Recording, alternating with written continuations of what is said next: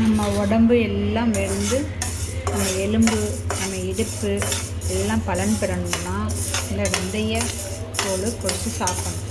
சாப்பிட்றது மூலமாக என்ன பெனிஃபிட்னா, பெண்கள் பொதுவாக பெண்கள், அதாவது பெண்கள்னால் என்னது, 6 வயசுலேருந்து நம்ம ஆயுள் சேர்க்குற வரைக்கும் கருப்பு உளுந்து களியாக சாப்பிட விருப்பம் இல்லைன்னா இதை கொஞ்சம் லேசாக நல்லா வாட வர வரைக்கும் நல்லா ஃப்ரை பண்ணிக்கிறோம்.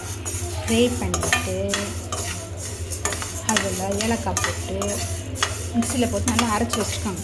வச்சுக்கிட்டு ஃப்ரீ டேஸ்ட் உங்களுக்கு எப்போ ஃப்ரீ டே இப்போ தான் சாப்பிட்ணும் அப்போ தான் சாப்பிட்ணுன்னா நம்ம ரூல்ஸ் வச்சு சாப்பிட்டோம்னா பெண்கள் சாப்பிடவே முடியாது. வாழ்க்கையில் எந்த ஃபுட்டுமே நம்ம சாப்பிட முடியாது.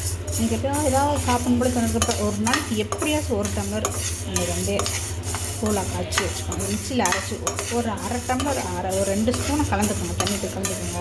ஒரு டம்ளர் சுடுதண்ணி நல்லா கொதிக்க விட்டுருங்க.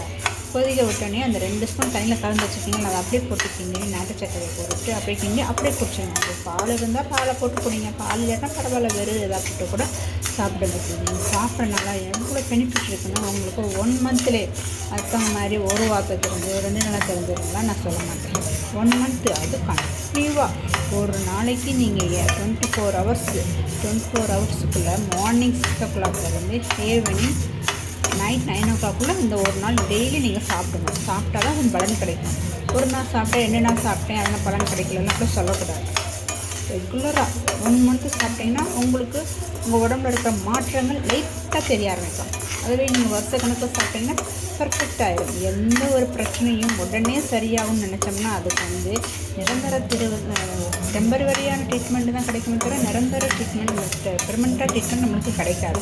ஸோ நம்மளுக்கு பெர்மனெண்ட்டாக கிடைக்கணும்னா நேச்சுரலாக கிடைக்கிற ஃபுட்டை வச்சு ரெகுலராக ஃபாலோ பண்ணி இது பண்ணலாம். அப்போ தான் நம்ம தேவையில்லாம மெடிசனோ இதுக்கு அதன் மூலமாக வர இன்ஃபெக்ஷன் சைடு எஃபெக்ஷன் நம்மளை பார்த்துக்கலாம். இது நீங்கள் செஞ்சீங்கன்னா வாழ்க்கையில் உங்களுக்கு எவ்வளவோ பெனிஃபிட் கிடைக்கும்.